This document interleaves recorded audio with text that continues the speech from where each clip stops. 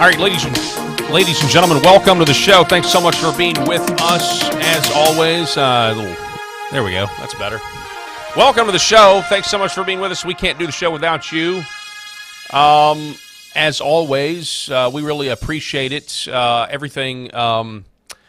Well, you know, it's just great. It's good to see that, the audience is responding to the things that we're covering, and I really appreciate it. Make sure you follow me on X at Real Paul Harrell. Also, don't forget to follow X American News as well. We got a great show for you. Before we go any further, I do want to remind everybody that this portion of the broadcast brought to you by Curable Premium Health. That's Curable. We're going to tell you all about their great CBD products here in just a minute, KURIBL.com. You can always use promo code Paul20 and save 20% more on that here in just a moment. So, we covered this briefly on the show yesterday. We kind of ran out of time, but we mentioned this fact that Donald Trump has announced that he is going to be bringing in refugees from South Africa. He called it a genocide. It's a big deal. And then we get news that this Episcopal Church partnership between the government and the Episcopal Church that has been going on for decades, as far as I can tell, has been, they're now discontinuing the program. They're discontinuing their partnership of helping to resettle refugees because Trump is bringing in white, and that's what it is. It's because they're white. Matt Walsh, we've got some of his tweets talking about how does this not confirm the Great Replacement? You have all of these bleeding heart liberals that for years, give us your poor, give us your tired. Well, apparently, especially on the left, exclusively on the left, that's all well and good unless they're white. That's what's obvious to me at this point. And this is a phenomenon that has been observed by many people for a long time. Obviously, the media always says that it's not real, even though they there's so many headlines out there of their disdain for white America, white people in general, and that's now on display. That's now been brought out, and we've got all of the clips, and we're going to show them to you. But let's start, shall we, with, we played this yesterday on the show, but this is what started it all. Here it is. This is what started it all. We've got President Trump explaining to a very confused and outraged media that what's going on in South Africa, he calls it a genocide. Listen to this. Because they're being killed, and we don't want to see people be killed. Now, South Africa leadership is coming to see me, I understand, sometime next week. And, we're supposed to have I guess a G20 meeting there or something. But we're having a G20 meeting. I don't know how we can go unless that situation's taken care of. But it's a genocide that's taking place that you people don't want to write about. But it's a terrible thing that's taking place, and farmers are being killed. They happen to be white, but whether they're white or black makes no difference to me. But white farmers are being brutally killed, and their land is being confiscated in South Africa. And the newspapers and the media, television media, doesn't even talk about it. If it were the other way around, they'd talk about it. That would be the only story they'd talk about. And I don't care who they are. I don't care about their race, their color. I don't care about their height, their weight. I don't care about anything. I just know that what's happening is terrible. I have people that live in South Africa. They say it's a terrible situation taking place. So we've essentially extended citizenship to those people to escape from that violence and come here. And so basically on the left, rage and chaos ensued because of images like this. Here's somebody on X, Big Fish: South African families escaping genocide, appreciative that America will be their new home. Have Dems denounced this yet? So this image that you're seeing on your screen of white people from South Africa who've been discriminated against, according to reports that the media doesn't ever really break through the Western firewall, have been killed in some of the most brutal ways imaginable. Eric Prince is on record. There's a clip going around talking about how they, it's nothing to throw a white baby in a microwave over there. And, of course, the media, though, is in total denial. But that scene right there has sent people like this panel on MSNBC into a complete conniption fit, and they're now saying that this is Trump's white supremacist administration. Listen to this. Trump has virtually halted refugee admission in America for people fleeing war and famine in places like Sudan and the Democratic Republic of Congo. Back with Rick, Mark, and Eddie. Rick Stengel. Yes, it's so deeply and morally wrong-headed and repulsive. These are the descendants of the people who created the most diabolical system of white supremacy in human history, apartheid. They're not directly responsible for it, but it was a system that actually moved black people off of the arable land. So they inherited the land that the black people had to give up. It was called forced removal. It was something called a Bantustan policy, where they moved black people out of the cities and farmlands into these remote areas with non-arable land. I mean, it was just one of the most worst processes ever. But what has happened in this strange, bizarre world we're living in is that the Afrikaners have become the darling of these right-wing white supremacist movements around the world, that it's like the lost cause for them. It's like the old Confederacy. They're held up as these white Christians who are being dispossessed of their land. It's like this is a modern replacement theory in a country where, by the way, white people make up 7% of the population and own 78% of the farmland. So they deserve it. Of course, they deny it's even happening. But if they didn't, if they admitted it was happening, they would still have this. They would still take this line of thought and argument. It's just 7%, and they own so much of the land. It's actually, there's no injustice here.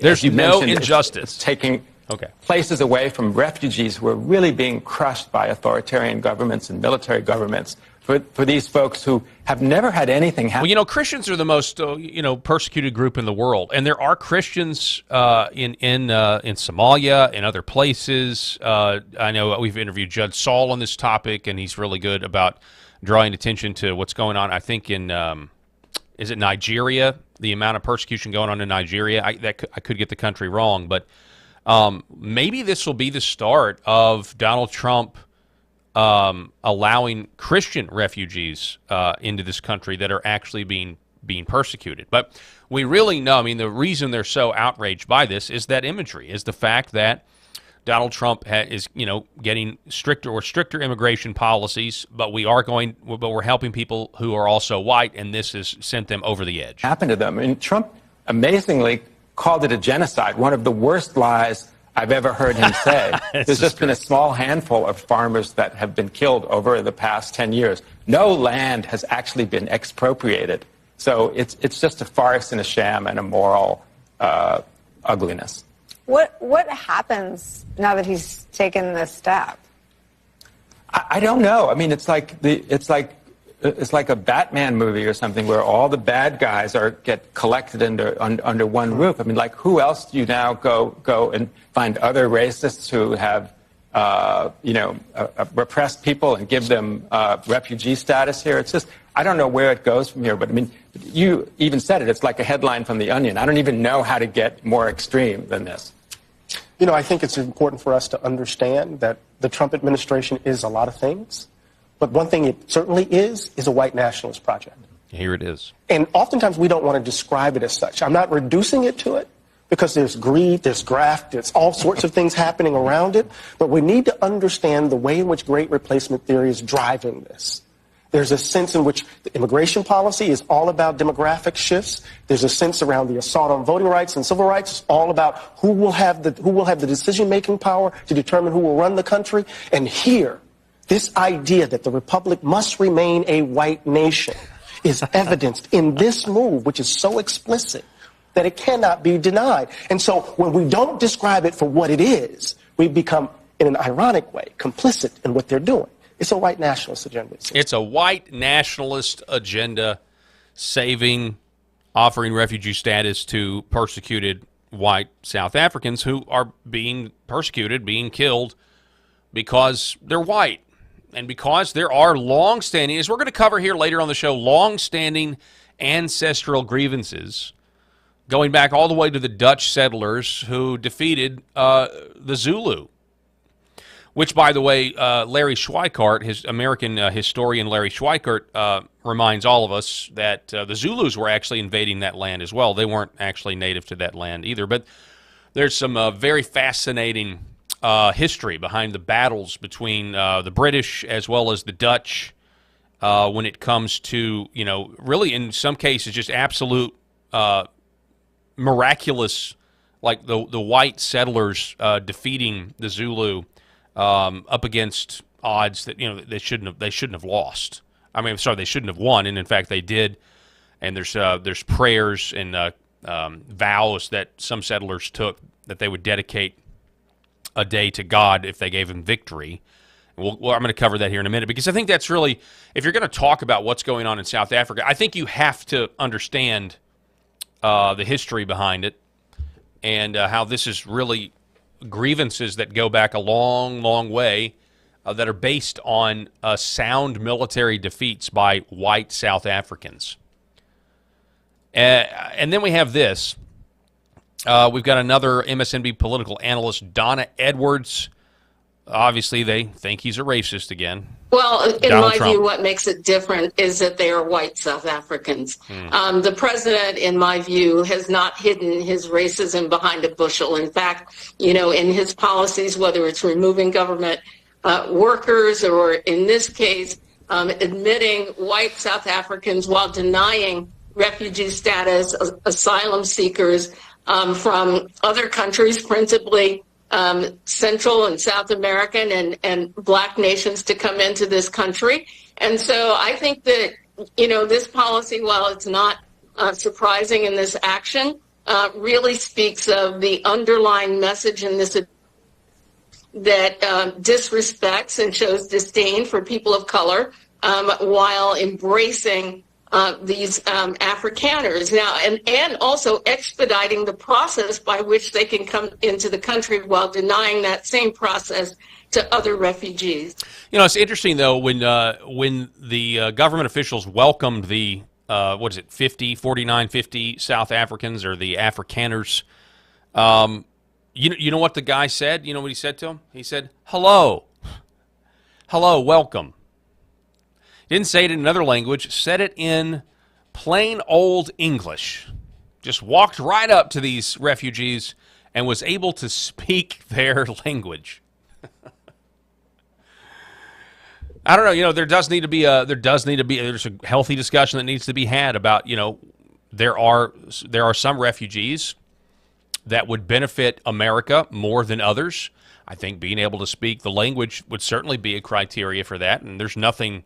And again, the idea that Americans can't set their own immigration policies and pick and choose which groups of people would most aid the nation. In this case, we're talking about farming, which is a valuable skill. And I know there are South Africans right here in my home state of Arkansas working being paid by farmers working the Mississippi Delta farmland, which is some of the greatest land God has ever given man to grow crops, by the way. And they know how to farm. They know a little thing or two about growing things. That's certainly a benefit to our country. Or it can be. It can also be abused. Here's another one. MSNBC reporter, Trump administration is saying that essentially these white South Africans assimilate better. Listen. So the Trump administration, they're saying that essentially these white South Africans assimilate better, and they're also not as much of a security risk. That's really causing a lot of people to be appalled, frankly. And I also should tell people that this violence that they're talking about that are dealing with these Afrikaners, I've been hearing from people that say there is violence in South Africa, but it's affecting everybody of every single race, Katie. So the Trump administration, they're saying that essentially these white South Africans... That's true. That's true. Here's another meltdown on CNN. And part of that is that the people who are native to that land deserve their rightful land back. That is not what the Afrikaners actually want to have happen, which are the white Africans. And so who are not originally from Africa who colonized South Africa also.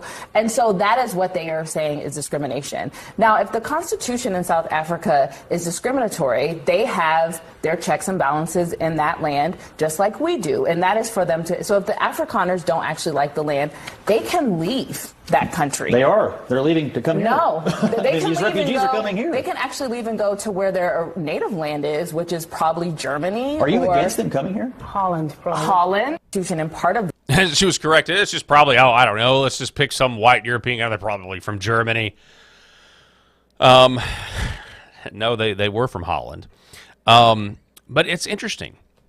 It's interesting. They need to go back to their native country. What is it? How long do you have to be in a particular place before the land is considered your ancestral homeland?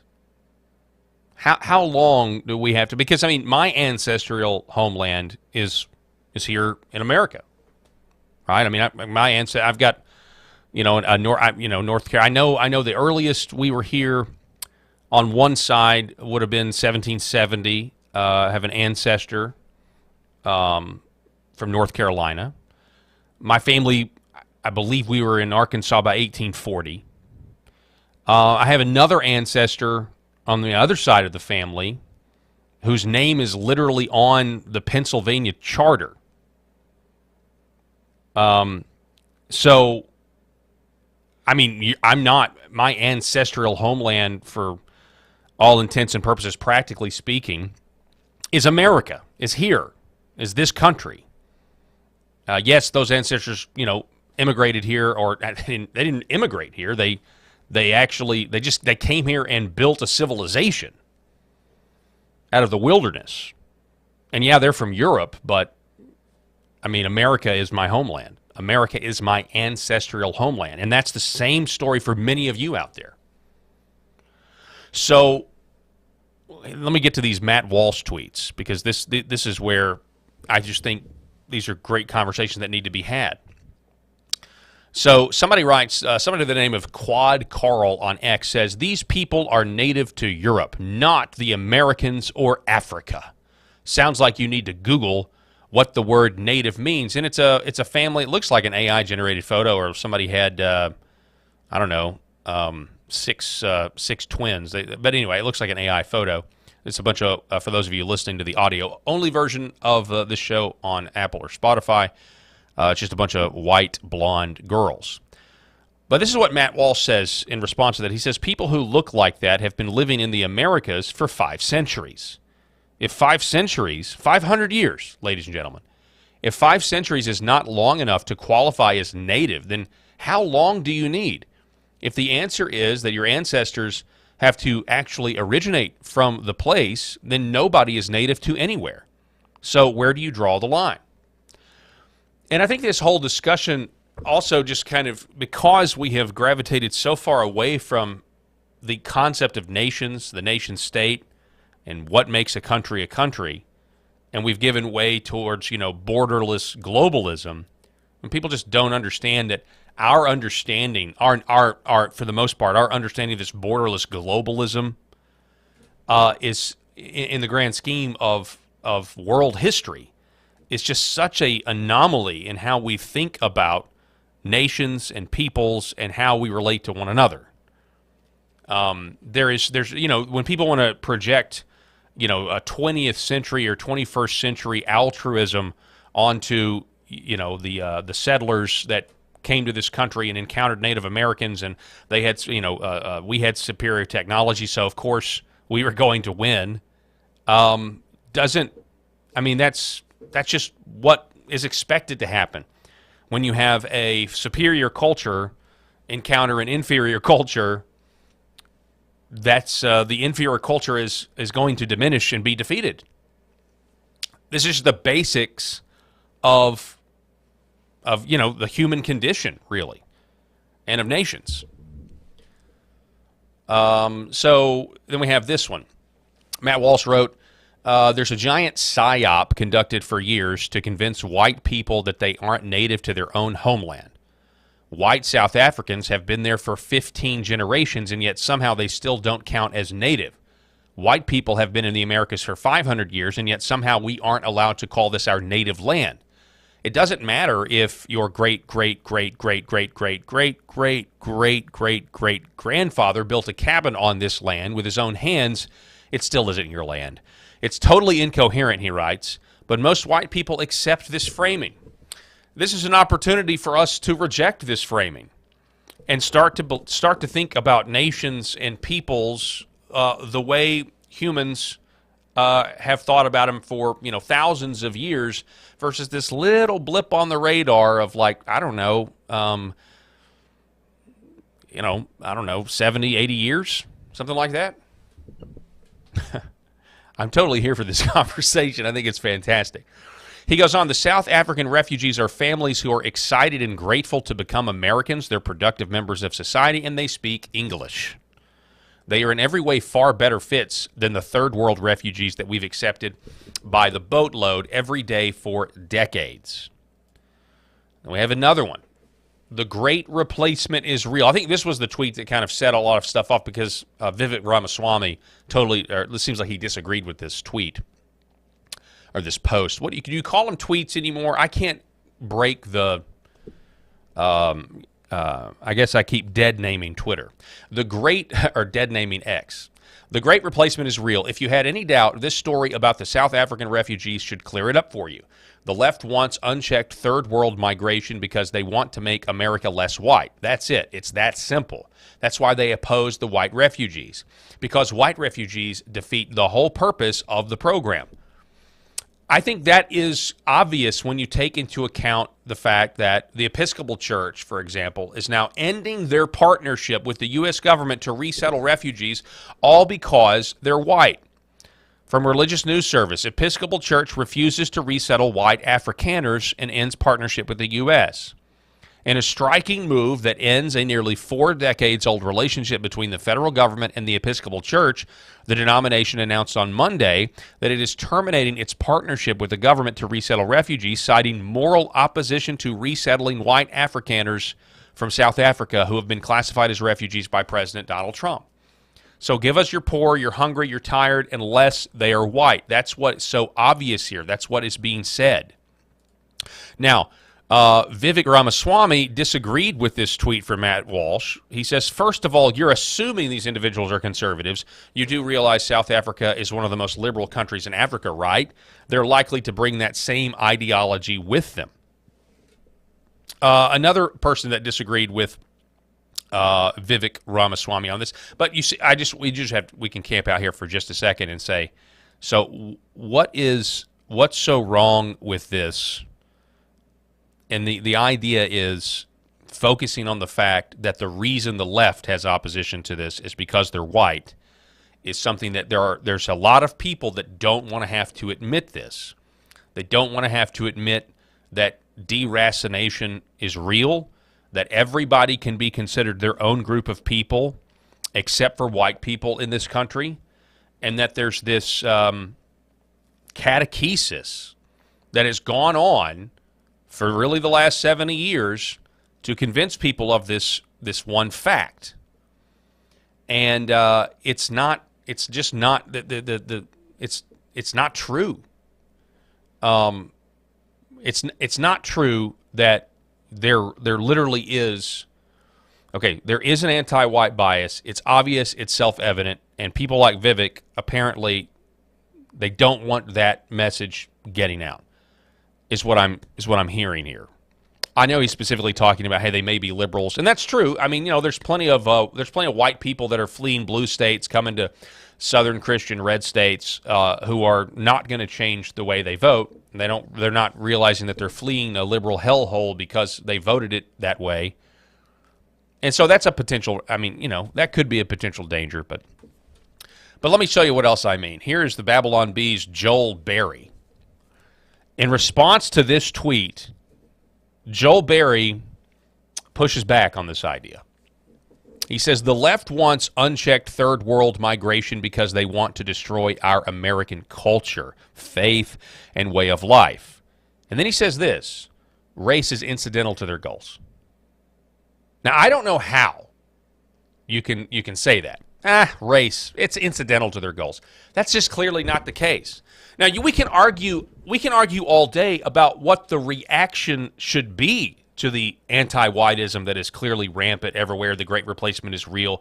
They want to demographically destroy this country. They want less white people. They want white people in America to be a minority, just like they are in South Africa. And I think we can assume, because of the communist ties of the South African government, the communists that want to take over here, I think we can assume the same solution that they have over there would be the same solution they have for whites over here. But we can debate all day what the solution to the problem is. But to just deny that the problem is anti-whiteism is, I don't understand Joel Berry's frame of mind at all. And he clarifies, or he clarifies a little bit more. He says, one might call that a distinction without a difference, but I think it's important. We need to know exactly what we're defending and why. Cheapen this into a simple race war, and we might lose what we're really fighting for, he says. And then he goes on. He says, they very much share our Western culture, our language, and much of our worldview. Their compatibility and obvious love for America makes them useless to the left. But he gets challenged on that. He says the left has been pushing articles and even academic papers about the need to abolish whiteness for the past decade. Zachary Johnson challenges him. Hang on a second. They've been pushing this in papers and in news for forever that they've got to de-white America. And so Joel Berry says when they say whiteness, they're talking about Western Christian culture. I mean, I think they certainly hate Western Christian culture, but I think they hate whiteness more. So Joel Berry here, in his worldview, based on this tweet from Matt Walsh, is essentially not wanting, I guess it requires him to not take the left at their own words, which we have many of those here for you. For example, here's this New York Post story. New York City psychoanalyst headline. New York City psychoanalyst calls whiteness incurable parasitic condition. A parasitic-like condition. So whites are parasites, is what the mainstream media has said.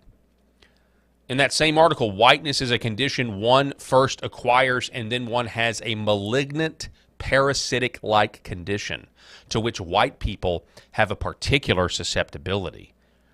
The condition is foundational. Foundational.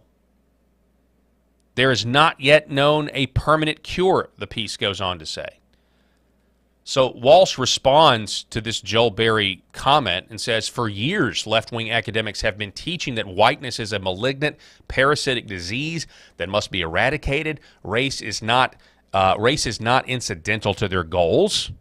They actually hate white people. Just listen to them. They tell you what they hate.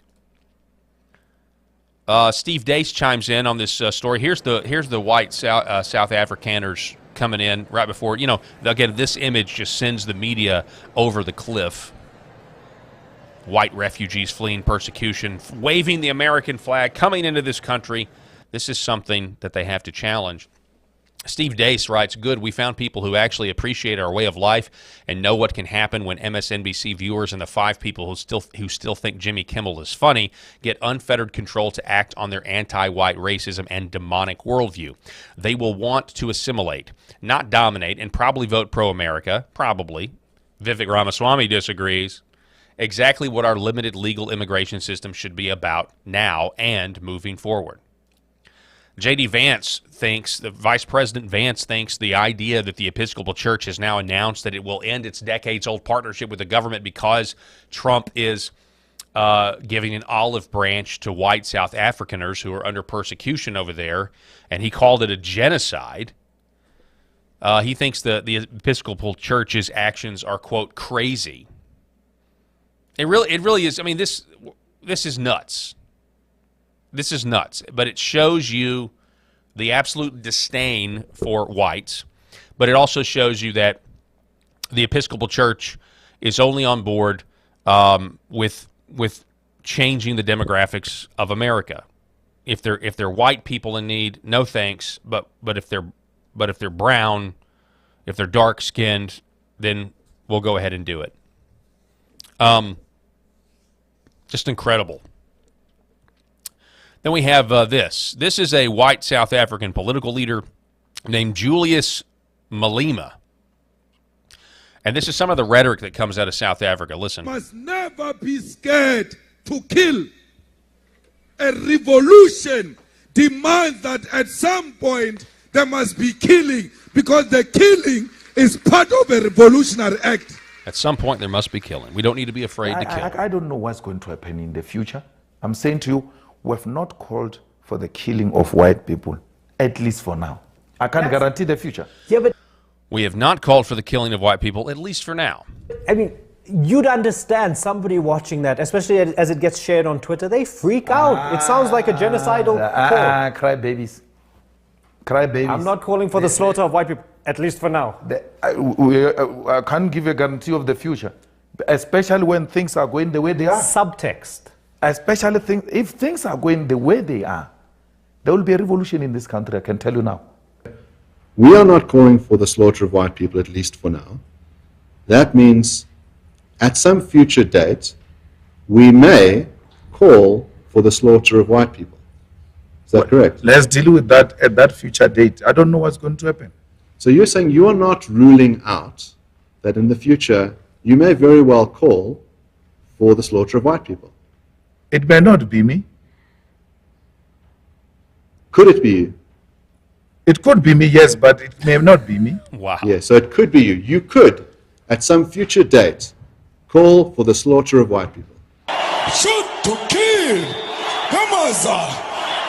Kill the poor. Kill the Boer. Kill the poor.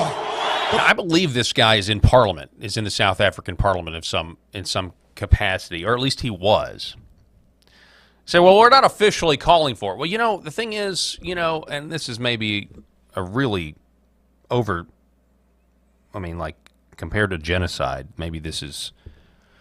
Barack Obama didn't have to tell Lois Lerner to discriminate against newly founded 501c3 Tea Party organizations. Barack Obama didn't have... People are always looking for the direct linkage.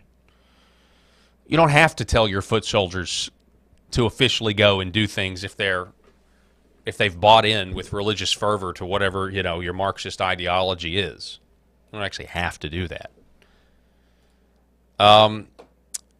Here is, the drive-by media consistently ignores, this is from Amuse, drive-by media consistently ignores the ongoing genocide of white people in South Africa, despite South African leaders openly endorsing the killing of white individuals while condemning the murder of black individuals.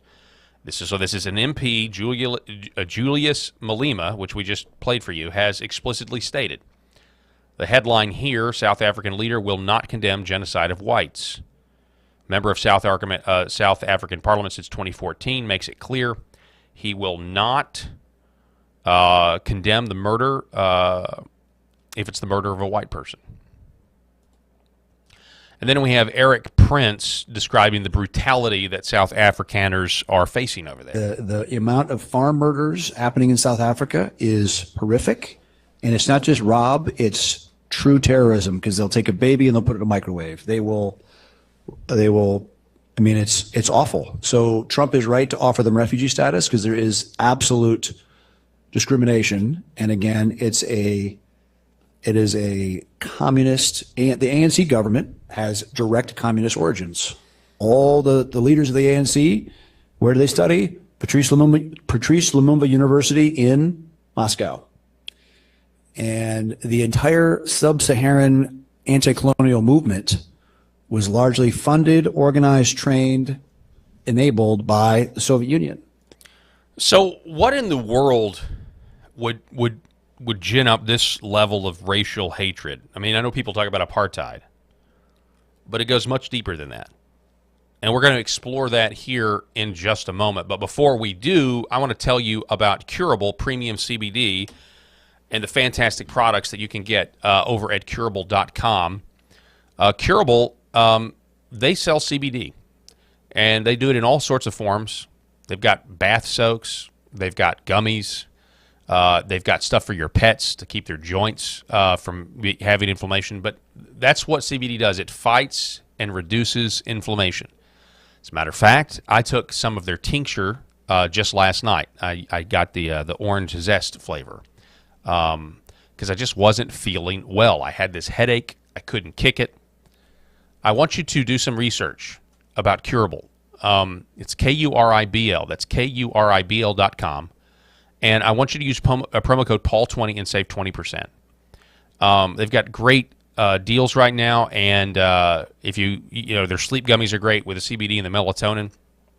But if you've never tried CBD and you find yourself popping ibuprofen after ibuprofen all day long, or any of the other NSAIDs like Aleve or Tylenol, which is really bad for your liver, I want you to consider switching to CBD, and I want you to do your research and go to curable.com and read about their results, and then shop their great products and find which one's right for you. I love the muscle cream for external use, but the tinctures are great for internal use. Fight inflammation at the source and break the big pharma cycle. It's curable.com. Use promo code Paul20 and save 20%. We're going to take a 60-second break. We're going to hear from our friend Mike Lindell. Don't go anywhere. Back in a moment. You're still looking good. I'm still feeling good. You know, I've got all your MyPillow products. Mattress topper, bed sheets, MyPillows, towels, slippers, blankets. I'm interrupting this commercial to do something I've never done before. Get 2 MyPillows absolutely free on orders of $100 or more. I can't do this forever, so get on board with this great sale today. Our best-selling 6-piece bath towel sets or kitchen towel sets, just $29.98.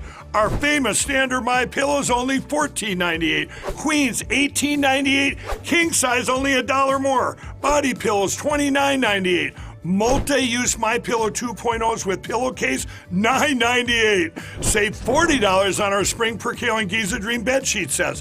Any size, any color. So go to MyPillow.com or call that number on your screen. Use your promo code to save up to 80% on all MyPillow products. And when you spend $100 or more, get 2 standard MyPillows absolutely free. Yeah, so we want to remind you that they got a big summer deal going on right now. Save up to 80%. MyPillow.com. Make sure you use that promo code PH. The promo code again is PH, up to 80% off. Big sale over at MyPillow.com.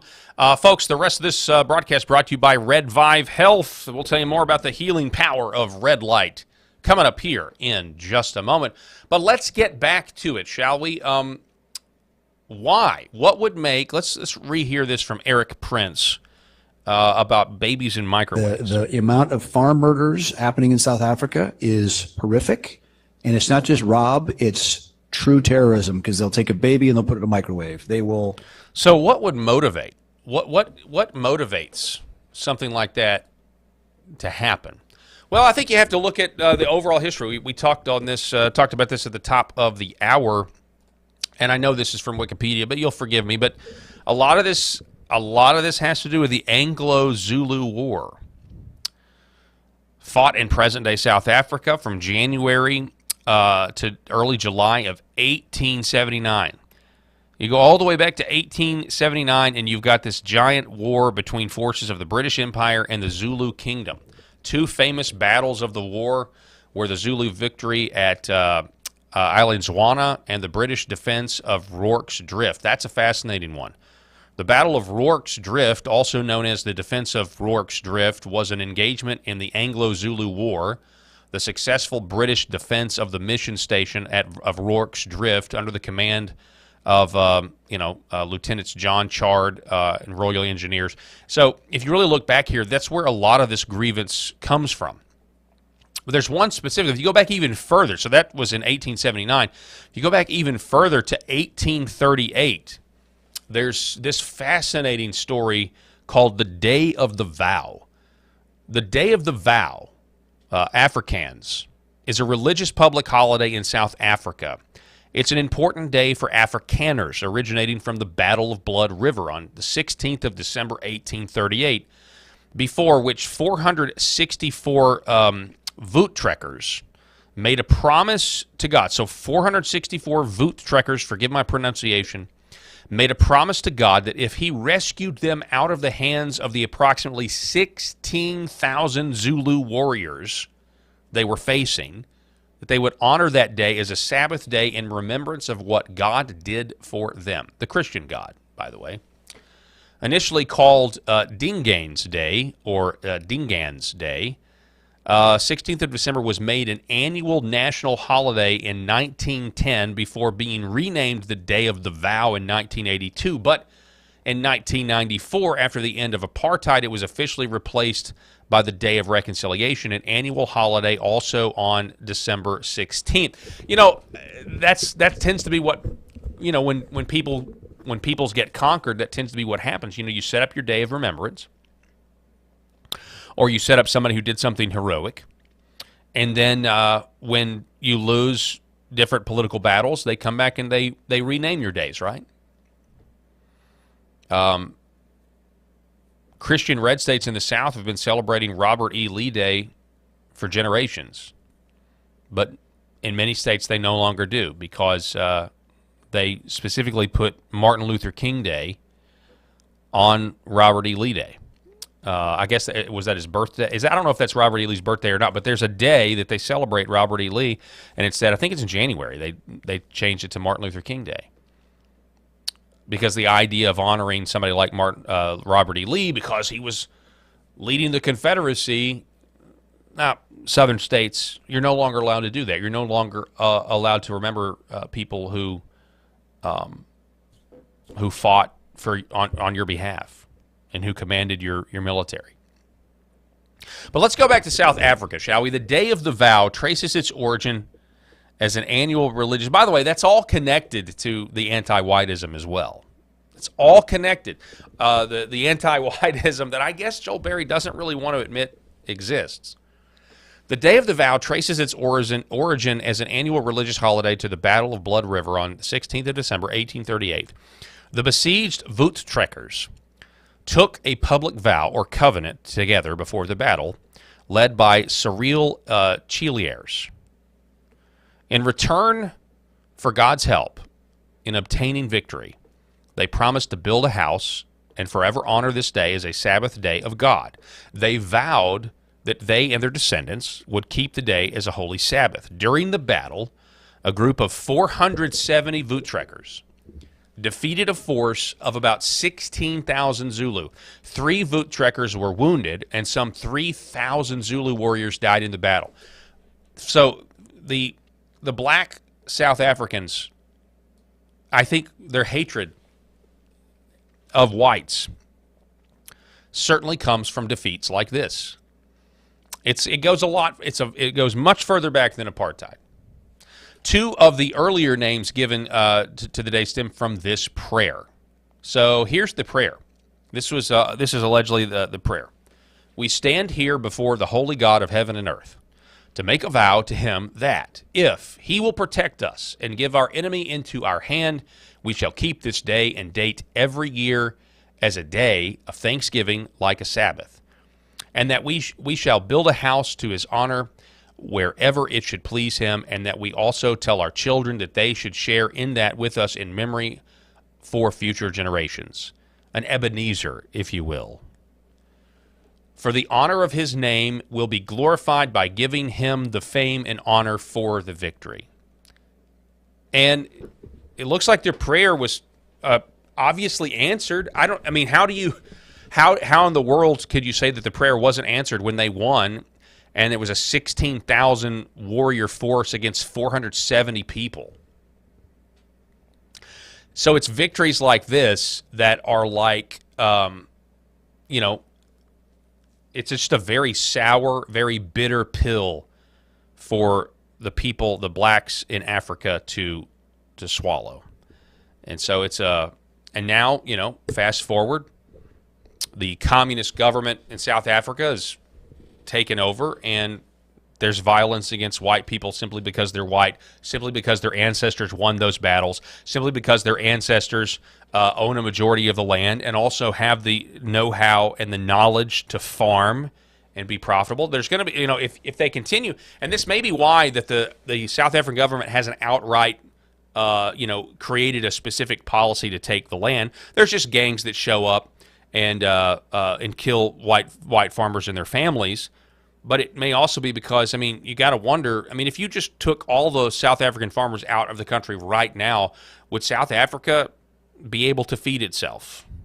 The people that would take over the land, would they have the knowledge and the know-how to farm and adequately feed the country? I don't think they would. Could be wrong about that. I don't think they would. So, fascinating situation unfolding. Donald Trump, President of the United States, recognizes white genocide yesterday in South Africa, and the liberal media they're having a very difficult time getting over it. This is how committed they are to anti-whiteism. Derek Evans saying that David Hogg, this wild, wacky Democrat who loves gun control, youngish guy, supposed to be the darling of the left, but he's white. Derek Evans says, breaking, David Hogg was officially removed as vice chair of the DNC for being a white male. An appeal was filed claiming the position should have been given to a woman of color, and the appeal was granted. Can't even make this up. This was after, David Hogg is trying to appeal to young white men. By the way, it's a good thing that it's a good thing that the Democrats just can basically keep politically suiciding themselves. Like they really just can't accept that this country as a whole rejected the woke sex religion of the left. And don't be wrong, David Hogg is woke, but they're trying to go back into a chameleon form of a party in some elements, and the wackies are not going to allow them to do it. They want to proudly proclaim. They think they have the moral high ground. They think their woke sex religion is moral and good and just. They don't want to hide it. They don't want to conceal it. People like David Hogg, their goal was to try to start concealing this again. But no, Democrats don't want to do that. And then there's this very weird pivot that happened yesterday. Speaking of the idea that countries, nation states, have the ability to decide who gets to come in their country and who doesn't get to come in their country, the United Kingdom Prime Minister Keir Starmer has, according to this speech, done a complete 180 on Great Britain's immigration crisis. These rules become even more important. Without them, we risk becoming an island of strangers, not a nation that walks forward together. So when you have an immigration system that seems almost designed to permit abuse, that encourages some businesses to bring in lower paid workers rather than invest in our young people, or simply one that is sold by politicians to the British people on an entirely false premise, then you're not championing growth, you're not championing justice, or however else people defend the status quo. You're actually contributing to the forces that are slowly pulling our country apart. The island of Great Britain is already a nation of strangers. But the news is that the United Kingdom will now require people to speak fluent English for any immigrant seeking a settlement or permanent residency.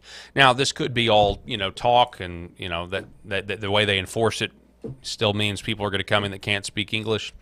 And by the way, there's the country, this is not going to fix their problem, but people are wondering, why is Keir Starmer saying this all of a sudden? Because he is such a globalist. This is a guy that was talking about putting troops in Ukraine a couple of months ago. And now he's saying that he wants immigrants to the UK to speak English.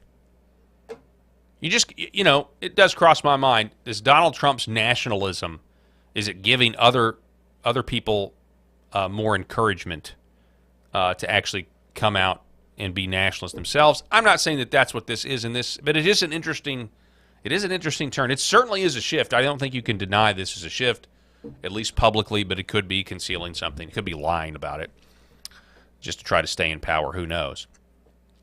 But I think all of this can be summarized, and there's a lot of new Pat Buchanan historians out there. Orrin McIntyre pointing out this particular speech from Pat Buchanan in 1992 at the Republican National Convention, talking about the riots of Los Angeles and what young American men had to do to take the streets back block by block.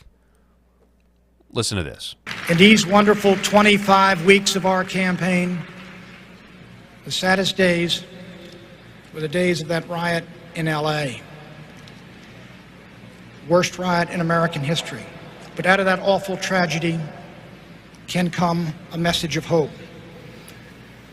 Hours after that riot ended, I went down to the Army compound in South Los Angeles, where I met the troopers of the 18th Cavalry who had come to save the city of Los Angeles. An officer of the 18th Cav said, "Mr. Buchanan, I want you to talk to a couple of our troopers." And I went over and I met these young fellas. They couldn't have been 20 years old. And they recounted their story.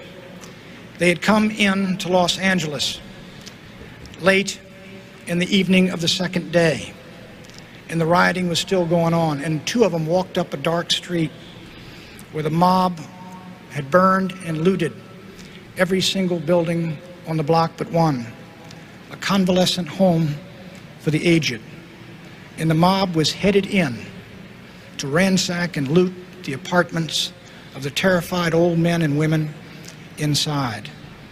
The troopers came up the street, M16s at the ready, and the mob threatened and cursed. But the mob retreated because it had met the one thing that could stop it: force rooted in justice and backed by moral courage. You know, greater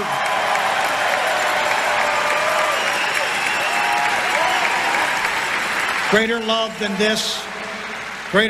this hath no man, than that he lay down his life for his friend. Here were 19-year-old boys ready to lay down their lives to stop a mob from molesting old people they did not even know. And as those boys took back the streets of Los Angeles, block by block, my friends, we must take back our cities and take back our culture and take back our country. God bless you, and God... So the outrage of MSNBC leftists over Trump favoring white South Afrikaners into this country is rooted in fighting and keeping this mentality out of popular circles on the right. And they were very successful at it for a long, long time. Pat Buchanan, of course, was ostracized and thrown under the bus by William F. Buckley for not, for not towing the line. This basically multicultural, it's called the post-World War II consensus. It's essentially liberalism. Like, the discussion was always, the goalposts were always liberalism was what you're allowed to discuss. But you couldn't actually discuss, like, well, what would the founders actually think of this? Oh, that would just get in the way of progress. Donald Trump is in the Middle East. Oh, well, we actually don't have that clip. Maybe I can get it for you. Let's see here. This is what I have planned for the end of the show. I forgot to pull the clip. I'm going to get it here. Let's see if I can get it here in just a second. But we'll go here first. And let us confess our faith today in the words of the Sparkle Creed. I believe in the non-binary God. And now it's time for I'm Already Against Women Clergy. You don't have to convince me. Yeah, so for this edition of I'm Already Against Women Clergy, you don't have to convince me, we go to Protestia. Here is a Mennonite pastrix telling kids that the rainbow in Noah's Ark story is a symbol of LGBTQ. Now, for those of you confused, there are apparently two sects of Mennonites. There's the hyper-conservative Amish Light version, and then there's the PCUSA United Methodist Church liberal version of Mennonite. Just so you know, take a listen to this. Yeah, Micah, it meant that there was dry land that the dove could find the olive leaf. That was a symbol that God used and that we continue to use today at our church. What other symbol from the Noah's Ark story can you remember? There's another symbol in that story. Yes, Carter, a rainbow. Look, we've got some rainbows. I have a rainbow bracelet today. A rainbow. Do you know that rainbows are another kind of symbol beyond what God intended the rainbow to mean? Jerian. It is a symbol for LGBTQ plus people. That is right. And they're beautiful. I agree. I'm going to show you. There are doors with rainbow decals in each one of those pictures. Whose doors are those? They are the churches. All of the doors to the outside, we have those rainbow decals on our doors. And that is a symbol to people who come to our church that all people are welcome here. They're a symbol so that everyone can see, but there is a special, it's a special welcome to a group of people which we have already named, and those are people who call themselves LGBTQ+, right? They might call themselves other kinds of things too. Katie, what do you call yourself? The same word that I just talked about a little bit up there. I identify as a queer woman, which means that I'm attracted to other women and not men. Okay, so Katie identifies as queer. When people see those rainbows on the doors, it is a symbol to them that they are really welcome in this church. Oh, I would also like to say we do have people here, part of our church family, who are LGBTQ+. So let's just be perfectly clear what is happening here. This female pastrix, is taking these young ones, these little ones, very impressionable kids, and is leading them on a wicked path, and the path leads to destruction. It is outrageous. It is sick. It is twisted. It is wicked. And then to take Scripture, which clearly the rainbow doesn't belong to the LGBT. It's been stolen. The rainbow belongs to God. It is God's rainbow. It is God's sign that he won't judge. That's why this is so ironic that they picked the rainbow. They picked the rainbow as almost a middle finger to heaven. We won't be judged by water. Well, no, you won't be judged by water because God is a God that keeps his word. But there is another judgment to come. And we should pray that the Lord would tear down these wicked places that are promoting such debauchery and causing these little kids to stumble. And that's why this show's called the Millstone Report, because of the verses that say it would be better for a giant millstone to be tied around your neck and thrown into the sea than to cause one of these little ones to stumble. And that verse most applies to those who claim that they are teachers of Scripture, even if they're women and they're not even allowed church office. Absolutely disgusting. Yeah, so rhetorical millstone for those ladies. Absolutely. I'm sorry. I had watched it before, but as I watch it again, it's just, I don't know. It's gut-wrenching, isn't it? It is. It's absolutely gut-wrenching to watch these little kids essentially being indoctrinated towards the woke sex religion and then calling it good, calling it holy, calling it something that God would want you to participate in. Unbelievable. This has been I'm Already Against Women Clergy. You don't have to convince me. All right, so before we run out of time, I did find this video, Donald Trump in Saudi Arabia, talking about normalizing relations with Syria. Listen. Among others, and friends of mine, people that I have a lot of respect for in the Middle East, I will be ordering the cessation of sanctions against Syria in order to give them a chance at greatness.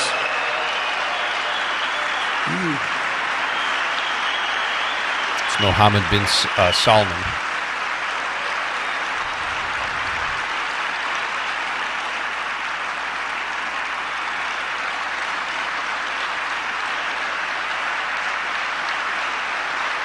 There's a big announcement, big thundering applause. And so we'll have full coverage of everything that Donald Trump has said or is saying, tomorrow as much as we can. But yeah, incredible stuff going on. Donald Trump wants peace. He wants to give countries a chance. Doesn't want all these different countries to essentially be able to be used by intel oligarchs as a gun to the head of the world. Before we go any further, I want to tell you about Redvive Health and the great red light panels that you can get. Go to redvivehealth.org/Paul. That's Redvive, V-I-V-E health.org/Paul, and experience the healing power of light. We're talking about light that is naturally emitted by the sun, but it's stuff that we don't get because we're indoors all day. We had a great talk with Matt Troy yesterday, and I know this audience responded to that. I want you to continue to do the research. This is something that can greatly improve your health. Lighting your path to wellness is such an understatement, but you get a discount if you use redvivehealth.org/Paul. You support this program, but you get what I think is just a life-improving device that you are not going to be disappointed with. Look better, feel better, get better skin, but also use the infrared light that goes all the way to the body, reaching your bones, your muscles, your tissues, even your organs. Sounds like a catch-all, folks, but that just seems to be what it is. I used it last night. It's incredible. It's great for sleep. It's great for so many problems that you don't even know you have. redvivehealth.org/Paul. That's redvivehealth.org/Paul. That's all the time that we have for this edition of the Millstone Report. Unless I'm providentially hindered, I will be with you tomorrow. Everybody have a great rest of your Tuesday. God bless.